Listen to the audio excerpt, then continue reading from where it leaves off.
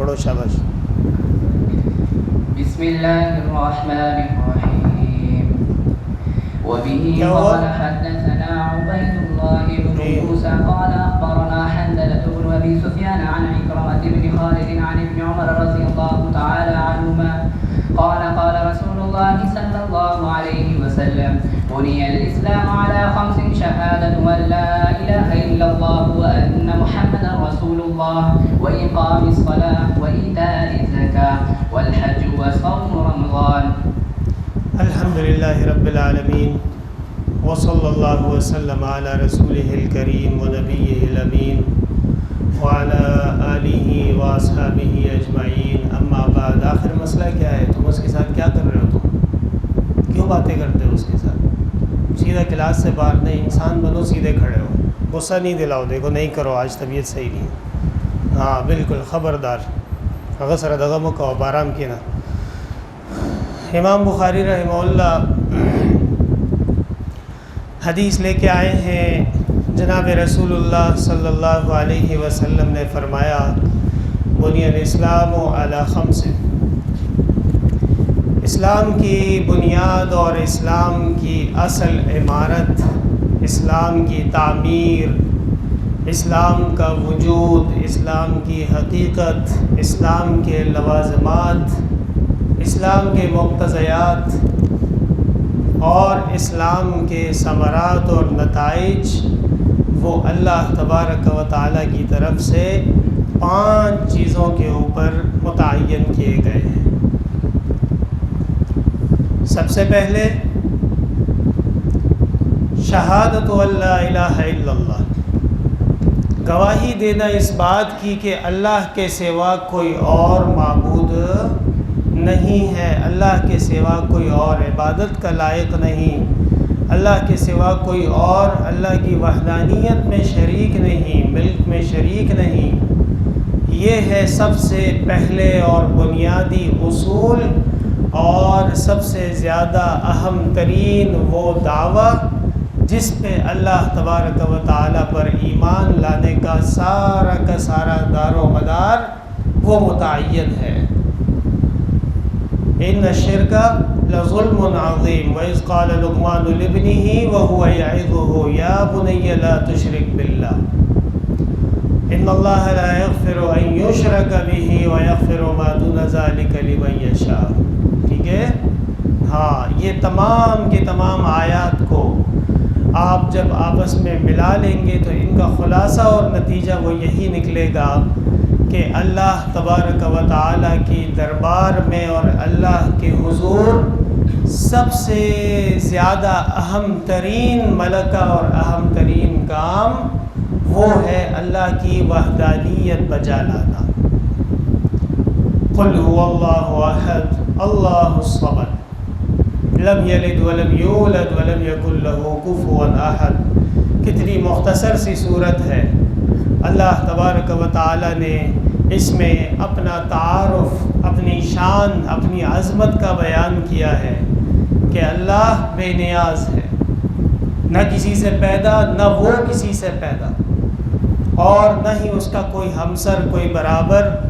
اور کائنات میں تمام کی تمام مخلوقات وہ اللہ تعالیٰ کے حکم اور رضا و قدر سے ہی پیدا ہوئی ہیں اور اس کے حکم کے مطابق چل رہی ہے.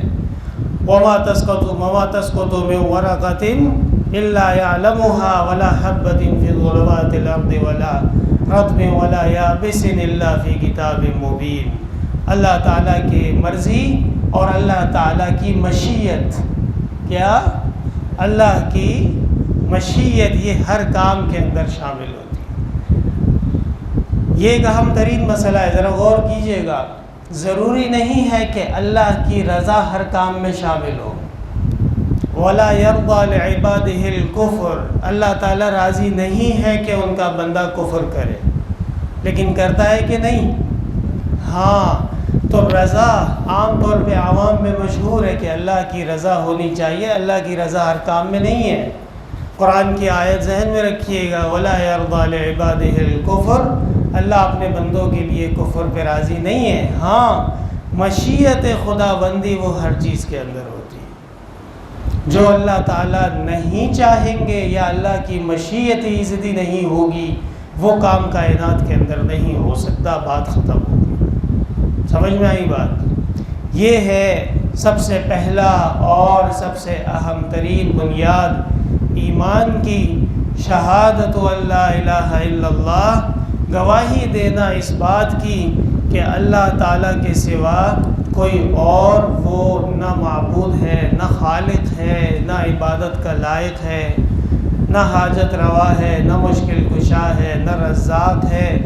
تمام کی جو اللہ تعالیٰ کی صفات ہیں وہ اپنی صفات میں یکتا ہے، اکیلا ہے اور اس کے ساتھ کوئی شریک بھی نہیں ہے۔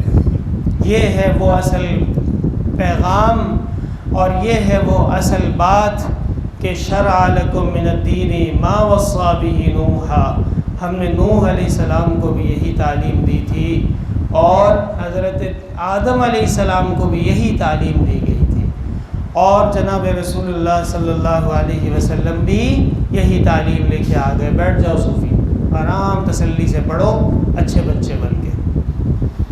وَإِقَامِ الصَّلَاةِ،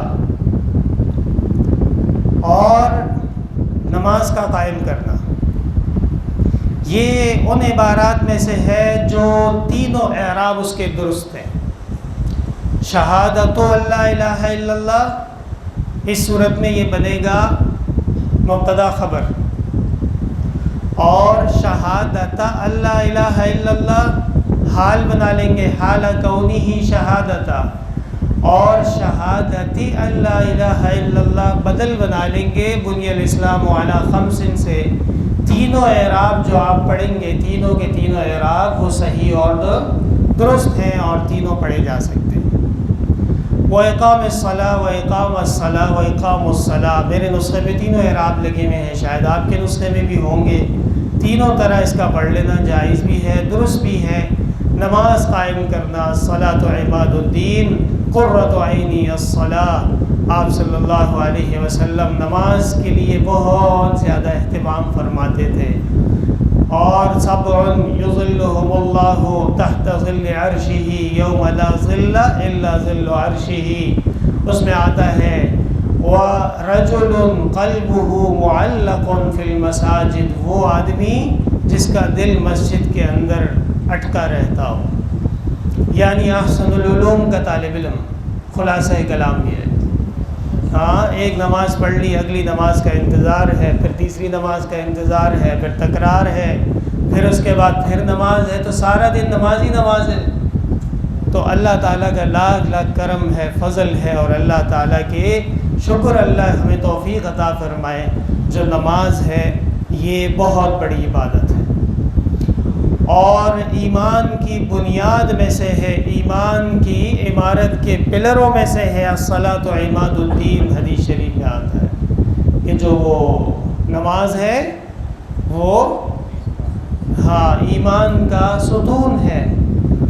اور مفسرین کہتے ہیں کہ جو خیمہ ہوتا ہے اس کے کئی عماد ہوتے ہیں، اصل وہ جو درمیانی جس کی وجہ سے اس کی چھت اور اس کا تمام بناؤ سنگار قائم ہوتا ہے، وہ جو ہے اصل میں وحدانیت اور توحید ہے، شہادت اللہ الہ الا اللہ۔ اگر علیاذ باللہ واستغفر اللہ عقیدہ درست نہیں ہو اور پھر جتنی بھی عبادتیں چاہو کرو، نمازیں بھی پڑھو، روزے بھی رکھو، حج پہ بھی جاؤ، لیکن اگر عقیدے کے اندر خرابی آ گئی ہے تو وہ نمازیں، وہ روزے اور وہ حج، والحج کا مردود علیک لا لبیک ولا سعدیک، فرشتے کہتے ہیں یہ حج بھی تیری طرح مردود ہے اور نہ تو مبارک ہے اور نہ تیری گواہی قبول ہے۔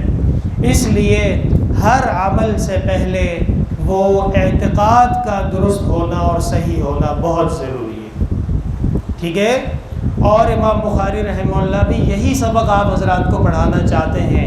سب سے پہلے کتاب الایمان، یہ کتاب ہے ایمان کے بارے میں۔ صوفی کے دل میں جو قلبی کیفیت ہے وہ صحیح ہو جائے، تصدیق صحیح ہو جائے، تو باقی سارے کے سارے کام وہ بھی آہستہ آہستہ ہو ہی جائیں گے۔ وَإِقَامُ الصَّلَاةِ، اور نماز کا قائم کرنا یہ اسلام کی بنیادی اراکین میں سے ہے۔ اور وَإِيتَاءِ الزَّکَاۃ، زکوٰۃ کا ادا کرنا اللہ تعالیٰ کی طرف سے فرض ہے۔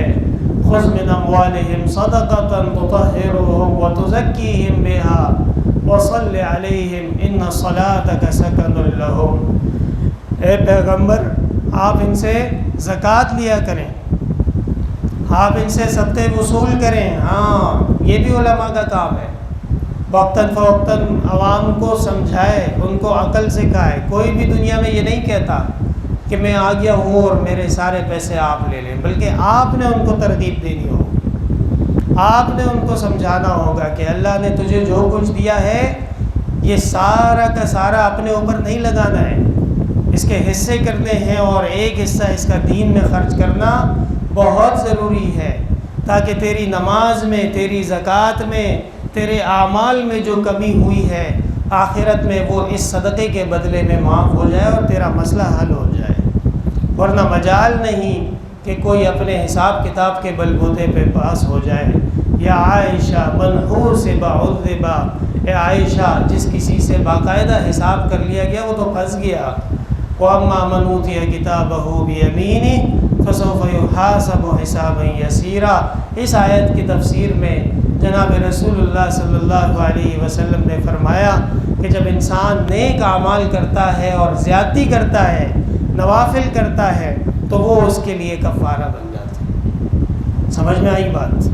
وَإِقَامِ الصَّلَاةِ وَإِيتَاءِ الزَّکَاۃ، زکوٰۃ ایک اسلام کے فرائض میں سے ایک فریضہ ہے، مسلم ہے، اور مانعین زکوٰۃ کو جناب ابوبکر صدیق رضی اللہ تعالی عنہ نے باقاعدہ کافر قرار دے کے ان سے قتال کیا تھا، اور صحابہ کرام کہتے تھے آپ تو اللہ کے دین کے خلیفہ ہیں، آپ خود کیوں لڑائی کر رہے ہیں؟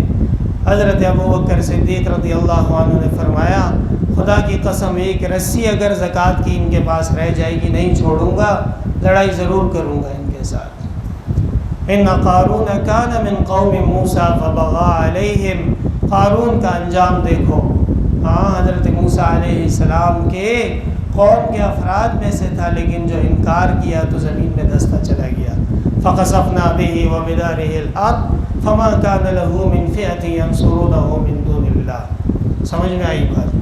ٹھیک ہے، تو زکوٰۃ کا ادا کرنا بہت ضروری ہے۔ صلاۃ اصل میں کہتے ہیں دعا کو، اور شریعت میں اعمال مخصوصہ نیت مخصوصہ کے ساتھ مقام مخصوص پیدا کر لیے جائیں، مسجد میں یا پاک صاف جگہ میں، یہ نماز کہلاتی ہے۔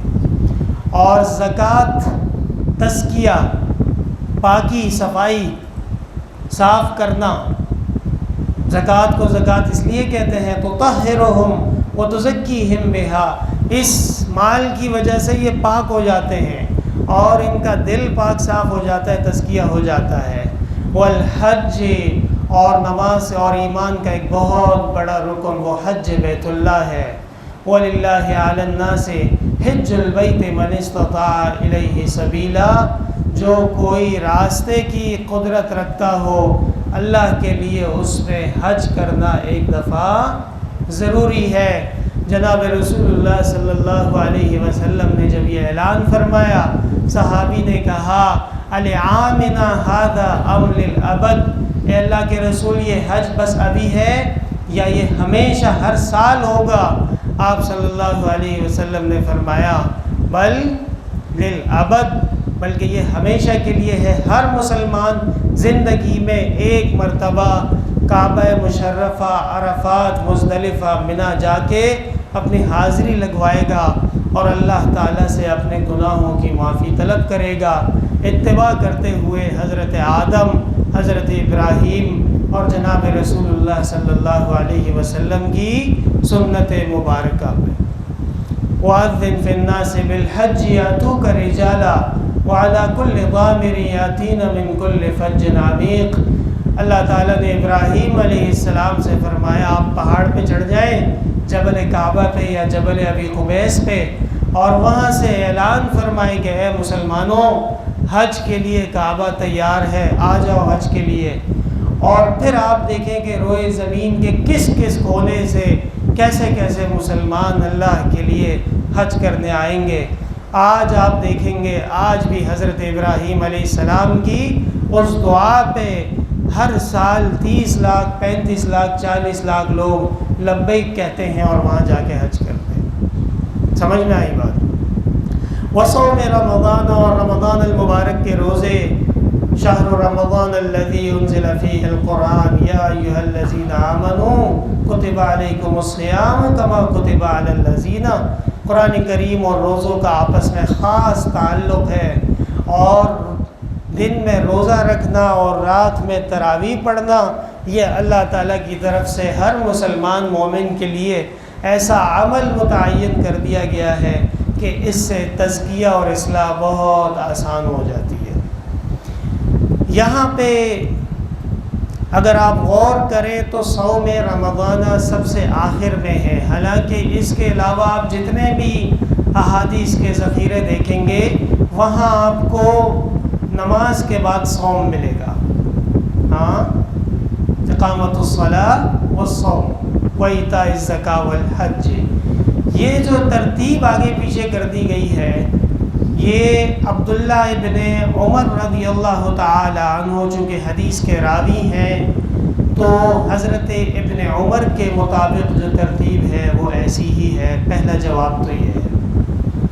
دوسرا جواب یہ ہے کہ عبداللہ ابن عمر رضی اللہ تعالی عنہ بھی اللہ کے بندے ہیں اور بشر ہیں، انسان ہیں، ہو سکتا ہے ان سے حافظے میں کچھ آگے پیچھے ہو گیا ہو اور انہوں نے پہلے زکوٰۃ لے آئے، پھر حج لے آئے اور آخر میں صوم رمضان لے آئے۔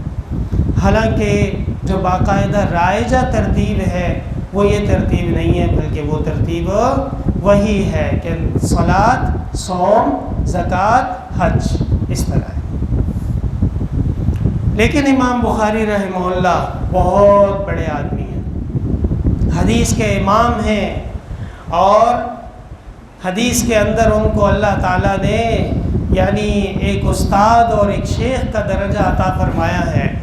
انہوں نے اپنے شیخ کی باتوں کا بہت زیادہ لحاظ رکھا ہے، اور یہاں تک کہ آپ بخاری شریف کھول کے دیکھ لیں گے کتاب الصوم سب سے آخر میں ہے۔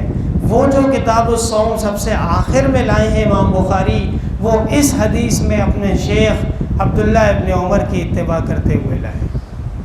سمجھ میں آ رہی ہے بات؟ دنیا کے اعتراضات اور سوالات اپنی جگہ پہ، امام بخاری رحمہ اللہ نے فرمایا کہ میں نے جس حدیث سے روایت لی ہے اور جس صحابی سے یہ روایت سند متصل مجھے مل رہی ہے، اس میں جو ترتیب ہے وہ اس طرح ہے کہ صوم سب سے آخر میں ہے، اور امام بخاری رحمہ اللہ نے اسی ترتیب کو اپنایا ہے۔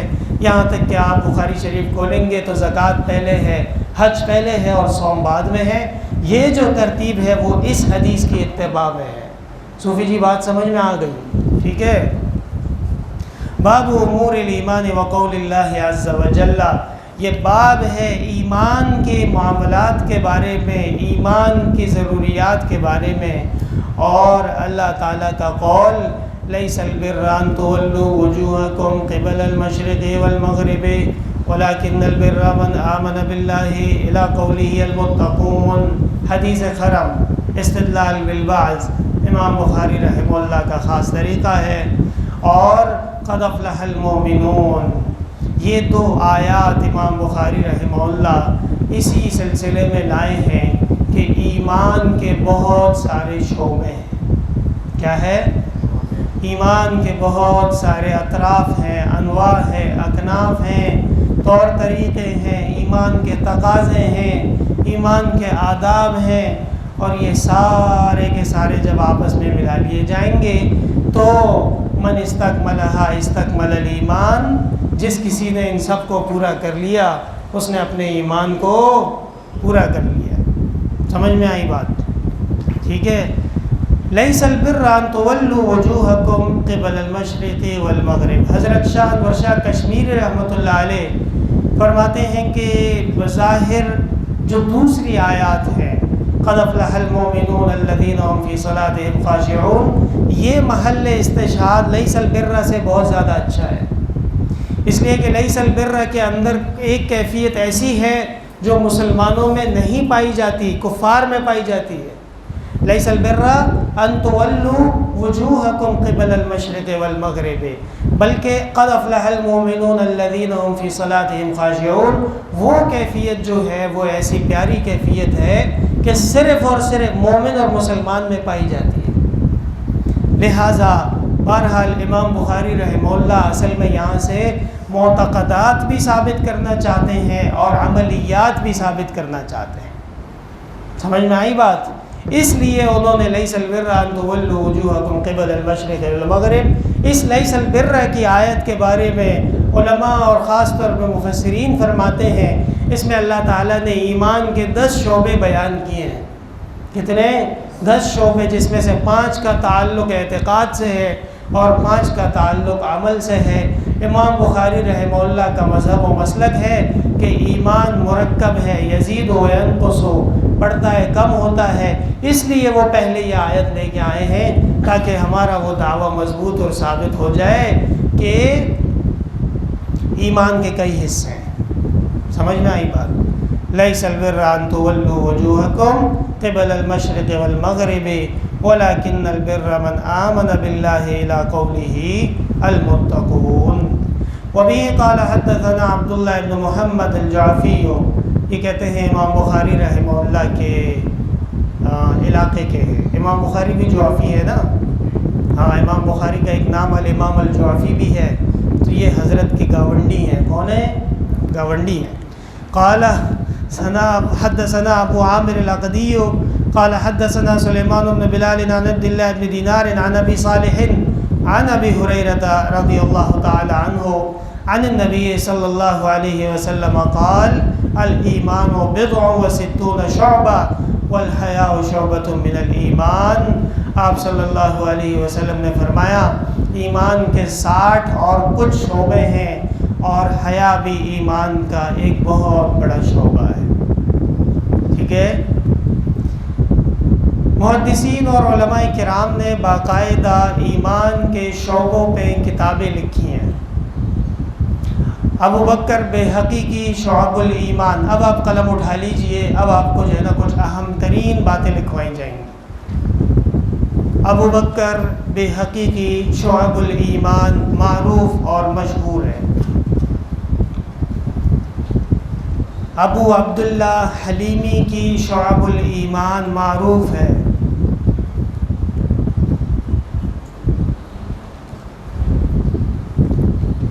اسحاق قرطبی کی شعب الایمان معروف ہے۔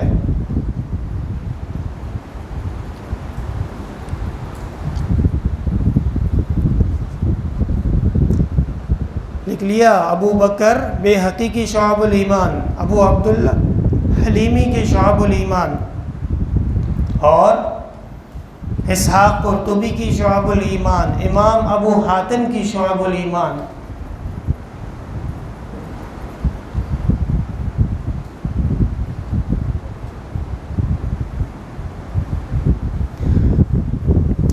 شیخ العرب والعجم شیخ الاسلام حضرت مولانا حسین احمد مدنی رحمۃ اللہ علیہ اعلی اللہ مقامہ کا یہ طریقہ تھا کہ حضرت جو ہے وہ شعب الایمان کے حوالے سے علامہ بدر الدین عینی صاحب عمدۃ القاری نے اس میں بہت اعلیٰ اور مفصل تفصیل کی ہے۔ ان کی وہ تفصیل حضرت مدنی رحمہ اللہ اٹھا کے بخاری شریف کے درس میں لے آتے تھے اور باقاعدہ طلباء کرام کو وہ پڑھ کے سناتے تھے اور نوٹ کرواتے تھے۔ سمجھ میں آئی بات؟ تو ہمارے شیخ اور ہمارے والد اور ہمارے وسیلتنا الی اللہ حضرت والد صاحب رحمۃ اللہ علیہ بھی یہی عمل فرماتے تھے کہ باقاعدہ وہ پوری عبارت لا کے یہاں طلباء کو نوٹ کرواتے تھے کہ بدر الدین عینی شعب الایمان کے بارے میں کیا کہتے ہیں، اور میں نے بھی اپنے حساب سے ٹوٹی پھوٹی کوشش کی ہے کہ آپ کو بعینی ہی وہ سارے کے سارے شعبے نوٹ کرا دیے جائیں۔ اس سلسلے میں سب سے پہلی بات یہ ہے، علامہ نووی رحمہ اللہ فرماتے ہیں، کون؟ علامہ نووی، کہ شعب الایمان کی بنیاد وہ حدیث ہے الایمان بضع و سبعون شعبہ، الایمان بضع و سبعون، یہاں امام بخاری 60 کہہ رہے ہیں اور علامہ نووی 70 کہہ رہے ہیں۔ بضع و سبعون شعبہ، اعلیٰ لا الہ الا اللہ و ادناہا اماطۃ العزا عن الطریق۔ اعلیٰ لا الہ الا اللہ و ادناہا اماطۃ العزا عن الطریق، ایمان کا اعلیٰ ترین شعبہ وہ توحید ہے اور وہ اللہ کی وحدانیت کی گواہی ہے، اور ایمان کا سب سے آخری شعبہ وہ راستے سے تکلیف دی چیز کو ہٹا دینا، یہ بھی ایمان کے تقاضوں میں سے، ٹھیک ہے۔ اور حضرت والد صاحب رحمۃ اللہ علیہ فرماتے ہیں کہ ایمان کے شعبوں کے متعلق جتنی بھی احادیث ہیں، اگر ان کے مجموعے کو جمع کر لیا جائے تو یہ ساری کی ساری ملا کے 77 شعبہ، 77 شعبے بنتے ہیں ایمان کے۔ کتنے بنتے ہیں؟ 77 شعبے بنتے ہیں۔ اور علامہ بدر الدین عینی رحمہ اللہ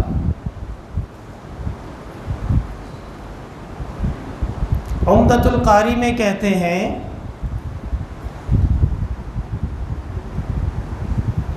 کہ ایمان کی تقسیم کی جائے گی 3 اقسام پر، ایمان کی شعبوں کی تقسیم کی جائے گی 3 اقسام پر۔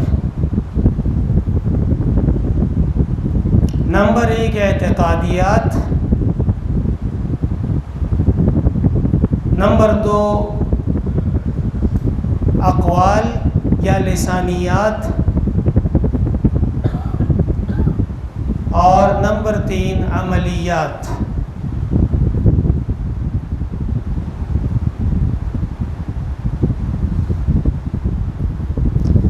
اور اس کے بعد پھر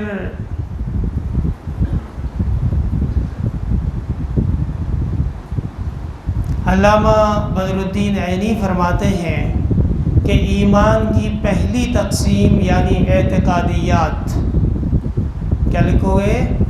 ایمان کی پہلی تقسیم یعنی، اچھا یہ ایمان کی تقسیم نہیں ہے، یہ کیا ہے؟ کیونکہ ہم تو خود بسیط والے ہیں، یہ شعب الایمان ہے۔ ہاں صوفی جی گڑبڑ نہ کر دینا، ٹھیک ہے۔ شعب الایمان کی پہلی تقسیم جو اعتقادیات کی طرف ہوگی،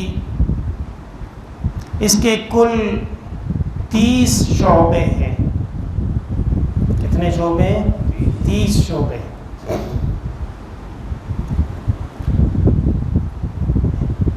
قال رحمہ اللہ تعالی، لکھو صوفی جی، ہاں عربی بہترین لکھو۔ قال رحمہ اللہ تعالی ان اصل الایمان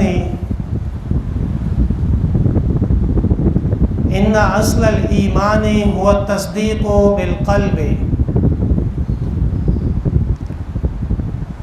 والاقرار باللسان۔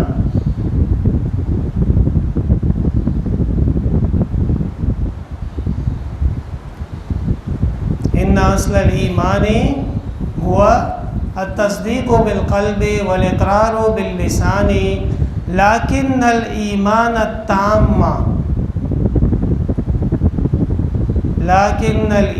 التام هو التصدیق والاقرار والعمل۔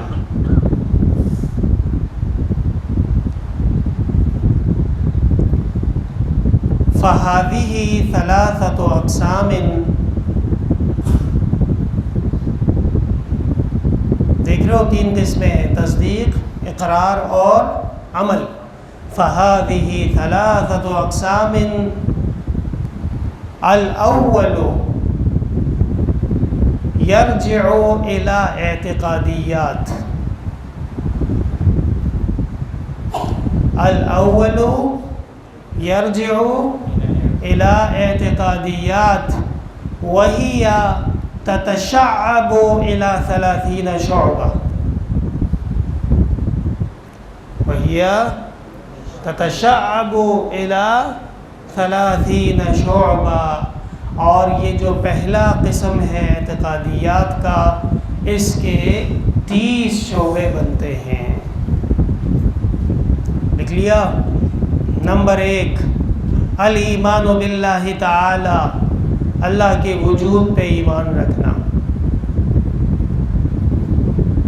وَيَدْخُلُ فِيهِ الْإِيمَانُ لِذَاتِهِ وَصِفَاتِهِ وَقُدْرَتِهِ، اس میں اللہ تعالیٰ کی ذات، اللہ کی صفات، اللہ کی قدرت، اللہ کے احکام، اللہ کی مشیت، سب کچھ شامل ہے اس میں۔ الایمان باللہ تعالی۔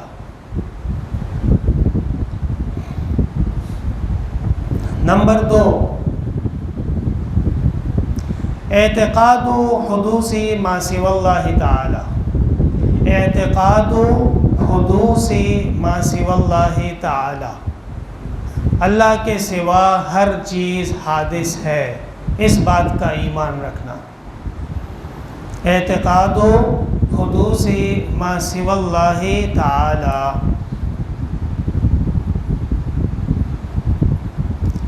اور حادث کا معنی کیا ہے؟ نو وجود۔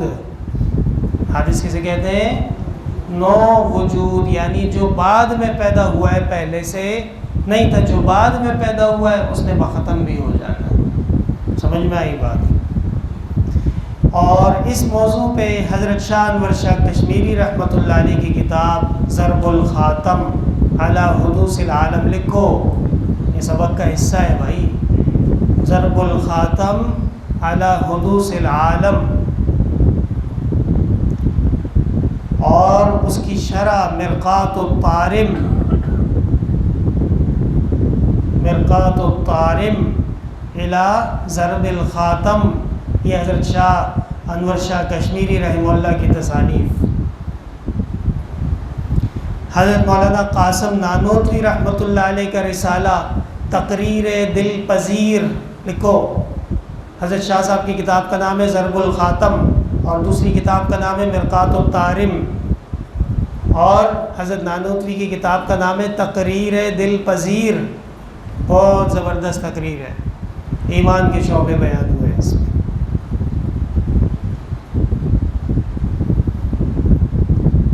نمبر 3 شعبہ، الایمان بالملائکہ، اللہ کے فرشتوں پہ ایمان لانا۔ وہ ایک نوری مخلوق ہے، لا یعصون اللہ ما امرہم ویفعلون ما یؤمرون، اللہ تعالیٰ جو حکم کرتا ہے وہی کرتے ہیں، اور لا یسبقونہ بالقول وہم بامرہ یعملون، اللہ کے حکم کے خلاف نہیں کر سکتے۔ سارے کے سارے اللہ کی مخلوق ہیں، نوری مخلوق ہیں، اور نہ اللہ کی بیٹیاں ہیں، نہ اللہ کی اولاد ہے، نہ ان کے بچے ہوتے ہیں، نہ ان کو کوئی حاجت پیش آتی ہے، اس پہ ایمان رکھنا ضروری ہے۔ نمبر 3 الایمان بالملائکہ۔ نمبر 4 الایمان بکتبہ، اللہ تعالیٰ کی طرف سے نازل کرتا کتابیں، تورات، انجیل، زبور، قرآن کریم اور دیگر صحائف۔ حضرت ابراہیم علیہ السلام کو 50 صحیفے دیے گئے تھے، یہ سب اللہ تعالیٰ کا کلام ہے، یہ سچ ہے، یہ حق ہے، اور اس کا ماننا ضروری ہے، اور اس سے زیادہ بڑی کتاب کائنات میں کوئی نہیں، یہ ایمان رکھنا ضروری ہے۔ سمجھ میں آئی؟ جی ٹھیک ہے، اچھا جی۔ نمبر 5 الایمان برسلہ، اللہ کے رسولوں پہ ایمان رکھنا۔ حضرت آدم علیہ السلام پہلے رسول نبی، جناب رسول اللہ صلی اللہ علیہ وسلم خاتم الانبیاء والمرسلین۔ حضرت عیسیٰ علیہ السلام زندہ دنیا سے گئے، فوت نہیں ہوئے، انبیاء اپنی قبروں میں زندہ ہیں۔ یہ ساری کی ساری جو تفاصیل ہیں، یہ سب جب آپ ملا لیں گے، الایمان برسلہ، اللہ کے رسولوں پہ ان کی تفاصیل سمیت ایمان رکھنا، یہ ایمان کا ایک شعبہ ہے۔ نمبر 6 الایمان بالقدر، خیرہ و شرہ، اللہ کی مشیت اور اللہ کی قدرت، خواہ وہ خیر ہو یا وہ شر ہو، اس کائنات میں جو کچھ ہو رہا ہے وہ اللہ کے حکم اور اللہ کی مرضی سے ہو رہا ہے، اللہ کی مشیت سے ہو رہا ہے، رضا نہیں کہہ سکتے، وہ پھر گڑبڑ ہو جائے گی۔ بہرحال الایمان بالقدر خیرہ و شرہ۔ معتزلہ و خوارج کا آپ جانتے ہیں اختلاف، ہمارا ایمان یہ ہے کہ خلق معصیت کری نہیں ہے بلکہ کسب معصیت بہت بری بات ہے۔ خلق معصیت نہ ہوتا تو پھر آزمائش کیسے ہوتی؟ لیبلوکم ایکم احسن عملا پہ کیسے عمل ہوتا؟ نمبر 7 الایمان بالیوم الآخر، آخرت پہ ایمان رکھنا۔ وَيَدْخُلُ فِيهِ السُّؤَالُ فِي الْقَبْرِ وَالْبَعْثِ وَالنُّشُورِ وَالْحَشْرِ وَالْمِيزَانِ۔ گھبراؤ نہیں، دوبارہ لکھواتا ہوں۔ نمبر کیا تھا؟ نمبر 7 الایمان بالیوم الآخر۔ جلدی جلدی لکھو، ٹائم کم ہے۔ الایمان بالیوم الآخر وَيَدْخُلُ فِيهِ السُّؤَالُ فِي الْقَبْرِ والبعث والنشور والحشر والمیزان۔ آپ بھی دورے کے طلباء ہو نا، 8 سال پڑھ چکے ہو، ماسٹرز کر رہے ہو، تو ماسٹرز کے بچے تو ایسے نہیں لکھتے جیسے آپ لوگ لکھ رہے ہو، تو بڑی تیز ہوتے ہیں۔ نمبر 8 الوثوق علی وعد الجنہ۔ الوثوق وثق یثق، یقین رکھنا، ساتھ ہے، جنت برحق ہے، جنت ملے گی، اور انشاءاللہ تعالی اللہ تعالیٰ کی رضا سے اور فضل سے ایک نہیں بلکہ حدیث شریف میں آتا ہے، وہ حضرت حارثہ کی والدہ رسول اللہ صلی اللہ علیہ وسلم کے پاس آئیں اور کہا میرا بیٹا حارثہ آپ کے ساتھ جنگ میں شہید ہوا ہے اور لوگ الٹی سیدھی باتیں کرتے ہیں، مجھے بتائیے میرا بیٹا جنت میں ہے تو اچھی بات ہے، اور نہیں ہے تو میں مدینہ میں ایسا کوحرام مچاؤں گی کہ دنیا یاد کرے گی۔ آپ صلی اللہ علیہ وسلم نے فرمایا بل ہوا فی جنان، وہ ایک جنت میں نہیں ہے بلکہ کئی جنتوں کے اندر ہے۔ تو یہ ایمان رکھنا کہ اللہ تعالیٰ صوفی جی کو ایک نہیں بلکہ بہت ساری جنتیں عطا فرما دے۔ وظنی فیک یا سندی جمیل، اے میرے خدا میں جیسا بھی ہوں لیکن آپ تو بہت بڑے ہیں، ہاں، اور آپ تو بہت ہی بڑے کرم والے ہیں، اس لیے میرا ظن اور میرا یقین آپ کے بارے میں بڑا اچھا ہے۔ والوثوق علی وعد الجنہ الذین یؤمنون بالغیب کے ذیل میں یہ بھی شعبہ آتا ہے کہ جنت موجود ہے، ٹھیک ہے۔ نمبر 9 الیقین بوعید النار۔ الیقین بوعید النار وعذابها، یقین رکھنا کہ جہنم بھی ہے اور اس کا عذاب ملے گا۔ وَأَنَّهُمَا لَا تَفْنِيَانِ، اور نہ جنت ختم ہوگی نہ جہنم ختم ہوگی، یہ بھی اس کا حصہ ہے دونوں کا، ٹھیک ہے۔ وَأَنَّهُمَا لَا تَفْنِيَانِ الْوَعِيدُ الْيَقِينُ بِوَعِيدِ النَّارِ وَعَذَابِهَا وَالْاعْتِقَادُ عَلَىٰ أَنَّهُمَا لَا تَفْنِيَانِ۔ نمبر 10 محبت اللہ تعالی، اللہ سے پیار، اللہ سے محبت، اللہ کا قرب۔ قل ان کنتم تحبون اللہ فاتبعونی یحببکم اللہ ویغفر لکم ذنوبکم۔ اگر اللہ سے محبت ہے تو اس محبت کا اظہار اور اس محبت کا سچا دعویٰ وہ اتباع سنت کی شکل میں آپ کو نظر آئے گا۔ یہ جو میں نے آیت پڑھی قل ان کنتم تحبون اللہ، اس کے ذیل میں تفسیر مدارک میں ہے کہ جو کوئی محبت کا دعویٰ کرتا ہو اور سنت کے اتباع کے بجائے بدعت پہ چلتا ہو فہو کذاب، وہ جھوٹا ہے اور وہ اللہ تعالیٰ کے ہاں عذاب کا مستحق ہوگا، اور وہ جو سنت کا چور ہے۔ یہ کہتے ہیں بدعتی، ہاں، جو بڑی بڑی باتیں کرتے ہیں، اپنی موٹر سائیکل اور اپنی گاڑی کو بھی مدنی گاڑی اور مدنی موٹر سائیکل کہتے ہیں۔ شرم تم کو مگر نہیں آتی، اور شکل ان کی دیکھو، کام ان کے دیکھو تو یقین کرو کہ جناب رسول اللہ صلی اللہ علیہ وسلم کے صحابہ نے ان کاموں کا کبھی سنا بھی نہیں ہوگا جو کام یہ کر رہے ہیں۔ ہرا تکیہ، ہری لائٹر، ہاں، اور نہ جانے پتہ نہیں کیا کچھ اس میں ہرا نکل آیا ہے، اور کہتے ہیں کہ ہم عاشقین رسول ہیں۔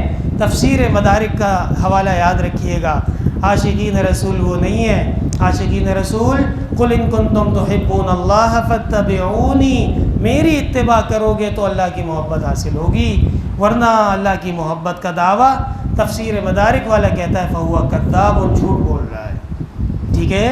نمبر 12 محبت النبی نمبر 11 محبت النبی صلی اللہ علیہ وسلم، آپ صلی اللہ علیہ وسلم سے عشق اور جنون کی حد تک محبت کرنا اور آپ ہی سے سب سے زیادہ محبت کرنا، یہ ایمان کے تقاضوں میں سے۔ وَيَدْخُلُ فِيهِ الصَّلَاةُ عَلَيْهِ، آپ صلی اللہ علیہ وسلم پہ درود و سلام بھیجنا، وَاتِّبَاعُ سُنَّتِهِ، اور آپ کی سنت کی اتباع کرنا یہ بہت ضروری ہے۔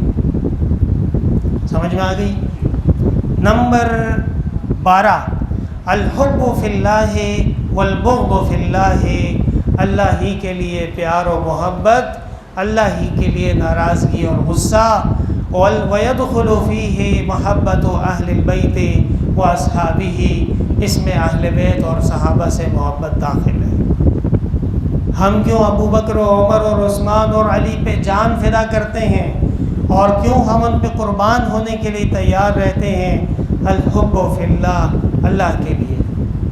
ہاں ہم کیا جانتے ہیں کہ ابو بکر و عمر اور عثمان کیسی شخصیات تھیں؟ ہمیں تو نہیں معلوم۔ ہاں ہم تو ان کے زمانے میں نہیں تھے، نہ ہم نے ان کا مشاہدہ کیا، نہ ہم نے ان سے بات کی، نہ ہم نے ان کو دیکھا۔ ما کنت تدری ما الکتاب ولا الایمان، آپ صلی اللہ علیہ وسلم میں جیسے علم کے ثمرات نازل ہوئے ہیں، اس کا اثر ہم پہ بھی آیا ہے، اور ہم ایک انجانی شخصیات سے بھی محبت اور پیار کرتے ہیں اور ان کو ہم پہچانتے ہیں۔ ٹھیک ہے؟ نمبر 13 الاخلاص و اخلاص، سورہ اخلاص، اور اخلاص کا ہمارے دین کے اندر بہت بڑا اعتبار ہے۔ اگر کوئی مخلص نہیں ہوگا تو اس کا عمل معتبر نہیں ہوتا۔ الا من اکرہ وقلبہ مطمئن بالایمان، قرآن بھی کہتا ہے کہ یہاں تک کہ ظاہری حالت کا اتنا اعتبار نہیں ہوتا جب کہ دل مطمئن ہو ایمان کے اوپر۔ سمجھ میں آئی بات؟ اور حضرت مولانا فضل الرحمن صاحب مدظلہ العالی سے کسی نے پوچھا تھا کہ اخلاص کا مطلب بتائیے، اخلاص کیا چیز ہے؟ حضرت کا جواب سنا، فرمایا کہ دیکھو قرآن کریم میں کتنی صورتیں ہیں، سورہ بقرہ ہے اس میں بقرہ موجود ہے، مائدہ ہے اس میں مائدہ موجود ہے، انعام میں انعام موجود ہے، اعراف میں اعراف موجود ہے۔ سورہ اخلاص میں اخلاص کا ذکر ہے نہیں ہے، یہ تمہاری بس کی بات ہی نہیں ہے، آرام سے بیٹھو۔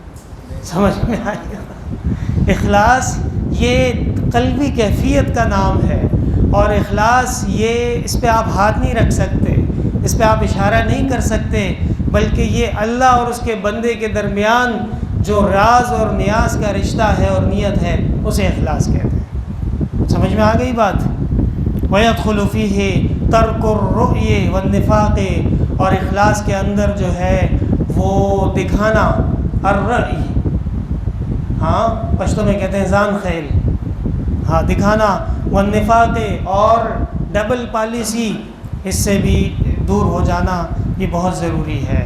نمبر 14 التوبۃ والندم علی المعاصی، اللہ سے توبہ اور ندامت گناہوں پہ۔ یہ اسلام کا اور ایمان کا ایک لازمی حصہ ہے، یہاں تک کہ اگر کوئی گناہ کو گناہ نہ سمجھے فقط کفر، کافر ہو جائے گا، اور کوئی گناہ قصدن کرتا ہو امام احمد رحمہ اللہ کے نزدیک وہ بھی کافر ہو جائے گا۔ قصدن نماز چھوڑ دی کافر، قصدن روزہ چھوڑ دیا کافر۔ اللہ تعالیٰ حفاظت فرمائے اور ہمارے ایمان کو محفوظ رکھے۔ نمبر 15 الخوف من اللہ تعالی، اللہ تعالیٰ سے خوف رکھنا بہت ضروری ہے۔ ہاں قرآن کریم کو کوئی آیت بتاؤ اللہ تعالیٰ کے خوف کے بارے میں۔ ثم تلین جلودہم وقلوبہم الی ذکر اللہ، ان کے دل اور ان کی کھالیں وہ کپکپا اٹھتی ہیں اور ہل جاتی ہیں اللہ کے خوف سے۔ سمجھ میں آئی بات؟ جی بالکل۔ اور اس کے علاوہ اللہ تعالیٰ کے خوف کے متعلق قرآن کریم میں بے شمار آیات ہیں۔ الا ان اولیاء اللہ لا خوف علیہم ولا هم یحزنون، جب اللہ کا خوف آ جائے گا تو پھر مخلوق اور دنیا کے خوف سے بے نیاز ہو جاؤ گے، اور کسی سے پھر ڈرنے کی کوئی ضرورت نہیں ہے۔ نمبر 16 الرجاء، اللہ کی رحمتوں کی امید رکھنا۔ صرف ڈرنا نہیں ہے بلکہ امید بھی رکھنی ہے. پیوستر شجر سے امید بہار رکھ. الایمان بین الخوف والرجاء. میرے خیال میں حدیث نہیں ہے، یہ مقولہ ہے، کہتے ہیں الایمان بین الخوف والرجاء. بہرحال اس پہ تحقیق کر لیں گے. تو الرجاء، اللہ کی رحمتوں سے امید رکھنا بہت ضروری ہے. نمبر 17 ترک الیأس والقنوط. نا امیدی اور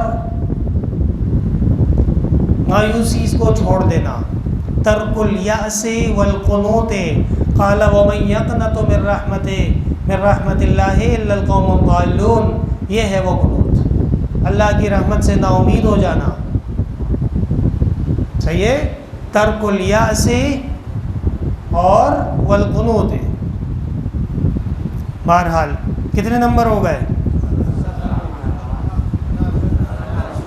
نمبر 18 لکھو. الشکر. اعملوا آل داود شکرا وقلیل من عبادی الشکور واشکروا لی ولا تکفرون. اللہ تعالیٰ قدردان ذات ہے. اللہ تعالیٰ کو شکر گزار بندے اور مخلوق بہت اچھی لگتی ہے. اور یہی عقل کا تقاضا ہے، یہی ضمیر کا تقاضا ہے، اور یہی غیرت کا تقاضا ہے کہ بندہ افلا اکون عبدا شکورا. آپ صلی اللہ علیہ وسلم نے فرمایا کہ میں تو اللہ کا قدردان بندہ ہوں. لیغفر لک اللہ ما تقدم من ذنبک وما تأخر ویتم نعمتہ علیک. اس کے باوجود آپ بڑی بڑی نمازیں پڑھتے تھے، روزے رکھتے تھے، اعمال کرتے تھے. جب صحابہ پوچھتے تھے کہ آپ اتنی کوشش کیوں کرتے ہیں، آپ جواب دیتے تھے افلا اکون عبدا شکورا. کیا میں اللہ کا قدردان بندہ نہ بنوں؟ ضرور بنوں گا. ٹھیک ہے. نمبر 19 الوفا. وفاداری. حضرت والد صاحب فرماتے تھے قول پختہ ہو، دل مخلص ہو، عمل صادق ہو. یہ ہے وفاداری. قول پختہ ہو، دل مخلص ہو، عمل صادق ہو. اگر ایسا کوئی بندہ آپ کو دنیا میں مل جائے تو مبارک ہو، آپ دنیا میں بادشاہ بن گئے. لیکن ایسا آدمی ملنا یہ بڑی نصیب والی بات ہے. نمبر 20 الصبر. چپے خشی نو بیامی خشا. کیا؟ چپے خشی نو بیامی خشا. جب آ گئی ہے تو پھر پشتوں میں کہتے ہیں محض بن جاؤ، اپنے آپ کو مضبوط کرو اور تیار ہو جاؤ مقابلے کے لیے. یا ایھا الذین آمنوا اصبروا وصابروا ورابطوا. صبر کرانا. الا الذین آمنوا وعملوا الصالحات وتواصوا بالحق وتواصوا بالصبر. آزمائشوں پہ، تکالیف پہ، مشکلات پہ اپنے آپ کو کنٹرول میں رکھنا اور اللہ کی مشیت پہ راضی ہو جانا، یہ ایک بہت بڑا ایمان کا شعبہ ہے. نمبر 21 التواضع. ہاں، اپنے آپ کو عاجزی اختیار کر لینا. فقیر عاجزی کرے، غریب آدمی عاجزی کرے. شیخ سعدی کہتے ہیں وہ تو ہے ہی عاجز، اس سے کیا بڑا کمال ہے. ہاں، بڑا آدمی، بادشاہ اور مقام اور مرتبت والا عالم اور مسلمانوں کا رہنما عاجزی کرے، یہ ہے اصل وہ طریقہ عاجزی کا. سمجھ میں آ رہی ہے بات؟ التواضع ويدخل فيه توقير الاکابر. اور اس میں بڑوں کی عزت کرنا بھی اس کا لازمی حصہ ہے. ہاں، تواضع کا یہ مطلب نہیں ہے کہ میں ہوئی ہوں اور میرے علاوہ سب کچھ بھی نہیں ہے، غلط بات ہے. نمبر 22 الرحمت. اور رحم کرنا. وارحم امتی بامتی ابو بکر. میری امت میں سب سے زیادہ لوگوں کے ساتھ رحیم اور کریم معاملہ کرنے والا حضرت ابو بکر صدیق رضی اللہ تعالی عنہ. وَيَدْخُلُ فِيهِ شَفْقَةُ الْأَصَاغِرِ. اور اس میں چھوٹوں سے محبت کرنا بھی شامل ہے. وَيَدْخُلُ فِيهِ شَفْقَةُ الْأَصَاغِرِ. چھوٹوں سے پیار محبت ضرور کرنا چاہیے، اور ان سے یعنی اس طرح کا ایک شفقت کا، محبت کا تعلق رکھنا چاہیے کہ کہتے ہیں جناب رسول اللہ صلی اللہ علیہ وسلم کی خدمت میں کوئی چھوٹا بچہ لایا جاتا، آپ لازماً اس کو اپنی گود میں بٹھاتے تھے اور اس سے محبت فرماتے تھے اور اسی معاملے میں کئی دفعہ ایسا ہوا کہ بچوں نے آپ صلی اللہ علیہ وسلم کے اوپر، یعنی وہ ظاہر بات ہے انسان ہے اور بچے کا تو کوئی پتہ نہیں ہے، کسی بھی وقت وہ جاری ہو جاتا ہے. کئی دفعہ ایسا ہوا کہ آپ کے جسد اقدس پہ انہوں نے پیشاب بھی کیا، لیکن آپ نے بچوں سے شفقت لازماً رکھی اور طہارت حاصل کر لی. اس کی وجہ سے آپ نے بچوں کو دور نہیں کیا ہے. ٹھیک ہے. نمبر 23 الرضا بالقضاء، اللہ کی قضا میں راضی رہنا. حضرت انس بن مالک رضی اللہ تعالی عنہ کے ایک حادثے میں ایک دن میں 100 بیٹے شہید ہوئے. کتنے بیٹے؟ 100 بیٹے ایک دن میں ایک حادثے میں شہید ہوئے. حضرت اللہ کی رضا پہ راضی رہے اور کوئی شکایت انہوں نے نہیں کی کہ کیا ہوا ہے. الرضا بالقضاء، یہ اللہ جو آپ کا فیصلہ ہو میں اس پہ راضی ہوں، یہ ہے مومن کی ایمان کا شعبہ. سمجھ میں آئی بات؟ نمبر 24 التوکل. کیا؟ ہاں توکل. تعطل جائز نہیں ہے، توکل جائز ہے، یعنی جائز اور ضروری اسباب اختیار کر کے نتیجہ اللہ تبارک و تعالیٰ کے سپرد کر دینا. وہ حدیث آپ ذہن میں رکھیے گا کہ وہ صحابی آئے اور انہوں نے کہا میں نے اونٹ کو توکل پہ چھوڑا ہے. آپ صلی اللہ علیہ وسلم نے فرمایا یہ کیسا توکل ہے؟ پہلے جاؤ اس کا گھٹنا باندھو اور پھر اس کے بعد اب جو ہے توکل کرو کہ یہ کسی چور سے، ڈاکو سے، مشکلات سے محفوظ رہے گا، اللہ کی حفاظت میں رہے گا. یہ ہے توکل. ورنہ تو توکل تو بڑی عجیب چیز ہو جائے گی. آپ چڑھو اوپر 4تھی منزل پہ اور توکل کر کے چھلانگ لگاؤ اور صوفی کہے میں نے توکل کیا تھا، میں تو قبر میں پہنچ گیا، تو یہ تو غلط بات ہو جائے گی. اور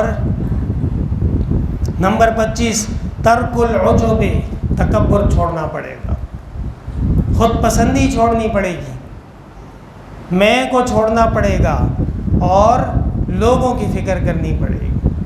تبلیغ والے کہتے ہیں نا میں کو چھوڑ دیں تو باقی سب مسئلہ حل ہو جائے گا. صحیح کہتے ہیں وہ بھی ایمانی تعلیمات ہیں اور وہ بھی اسلام کی تعلیمات ہیں. ترک العجب ويدخل فيه ترک مدح نفسه وتزکیتها.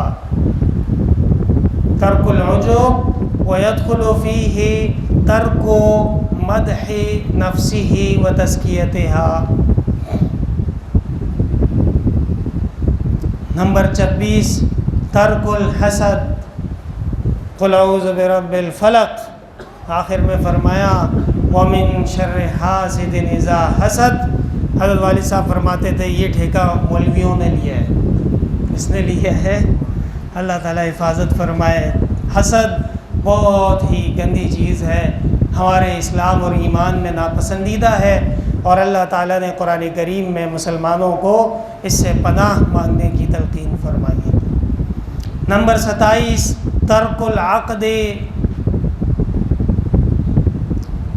یعنی کینہ اور بغض چھوڑ دینا. ترک العقد، کینہ اور بغض کو چھوڑ دینا، دلوں میں باتوں کو بید چھوڑ دینا، لوگوں کے خلاف دلوں میں باتیں پالنا اور غصے پالنا، دشمنیاں پالنا، یہ مناسب نہیں ہے، بلکہ خیر اور لوگوں کے بارے میں حسن ظن رکھنا یہ ہے مسلمان کے ایمان کا شعبہ.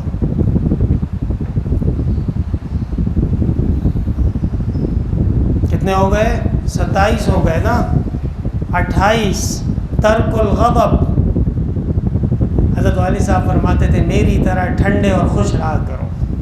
کیا؟ اور پھر فرماتے تھے کہ میں غصہ نہیں کرتا ہوں، میرے پہ واجب ہو جاتا ہے. ہاں وہ پشاور کے کوئی عالم تھے، بہت بڑی بڑی گالیاں دیتے تھے لوگوں. کسی نے کہا مولوی صاحب اتنے بڑے عالم ہیں آپ، اتنی بڑی بڑی گالیاں، کہتے تھے میں نہیں دیتا، یہ میرے پہ واجب ہو جاتی ہیں، نہیں دوں گا تو کام نہیں بنے گا. اور خدا کی قسم یہ ابھی 1-1.5 سال ہوا ہے ہمیں مدرسے کو سنبھالتے ہوئے، اور حضرت والد صاحب کی یہ بات یاد آتی ہے کہ میں تو گالی نہیں دیتا لیکن میرے پہ واجب ہو چکی ہے، اب نہیں دوں گا تو کام خراب ہوگا، لہٰذا ضروری ہو جاتی ہے. بہرحال غضب جو ہے وہ ایک الگ چیز ہے. اپنے آپ کو بس افلاطون سمجھنا، 30 مار خان سمجھنا اور لوگوں کے آگے خرش پرش بن کے بیٹھ جانا، یہ ایمان کے تقاضوں میں سے نہیں. ہاں بالکل یہ جلال ہے. بہرحال جس جس سال ہم موجود تھے اس سال حضرت نے یہ فرمایا کہ میری طرح پیار اور محبت کیا کرو. اور خدا کی قسم حضرت نے جن لوگوں نے حضرت کا پیار دیکھا ہے اور جن لوگوں نے بلکہ طلباء نے بھی بہت قریب سے دیکھا ہے، ویسا پیار اور محبت وہ شاید ہی آئندہ کائنات میں نہ ملے.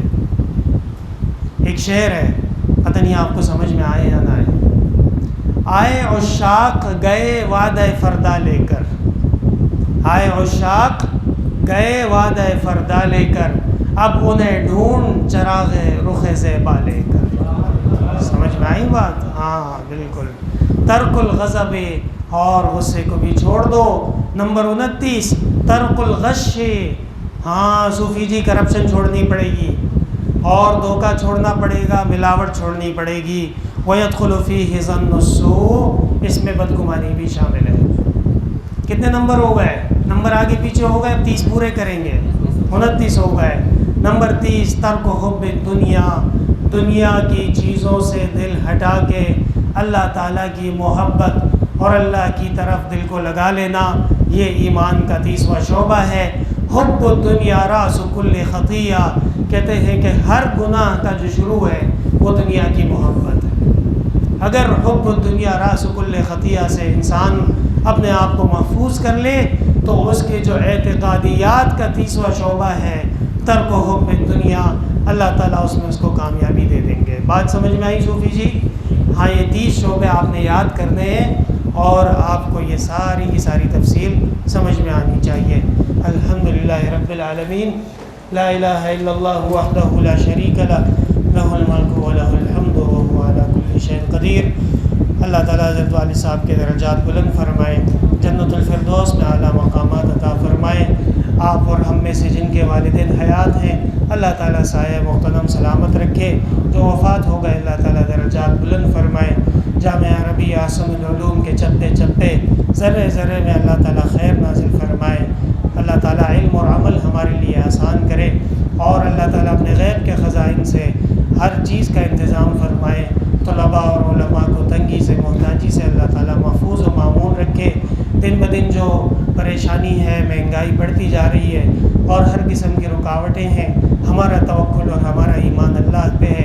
اے اللہ تعالیٰ آپ ہی اپنے غیب کے خزائن سے ہر مشکل کو آسان کر دیں، ہر دعا قبول فرما لیں اور اپنا خاص فضل و احسان شامل حال فرما دیں.